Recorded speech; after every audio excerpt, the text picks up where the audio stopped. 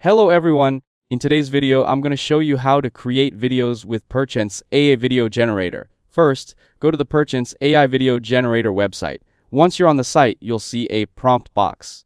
Now type your main prompt, describing the kind of video you want to create, like style, scene, or animation. Next, enter a negative prompt.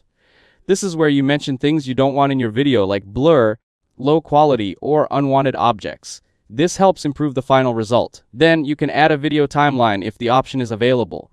This lets you control different scenes or changes throughout the video. Now scroll down and select the FPS, which stands for frames per second. Higher FPS makes the video smoother, while lower FPS keeps it lighter. After that, choose the video length based on how long you want the output to be. You can also set a seed number if you want to generate similar results again later. Next, click on Generate Video. The AI will start processing your request, which may take a few moments depending on the settings and complexity. Once the video is ready, you can preview it on the screen. If you like the result, download it to your device. If not, you can adjust the prompt, settings, or seed and generate again for a different output. That's it. Thanks for watching. Don't forget to like and subscribe for more videos.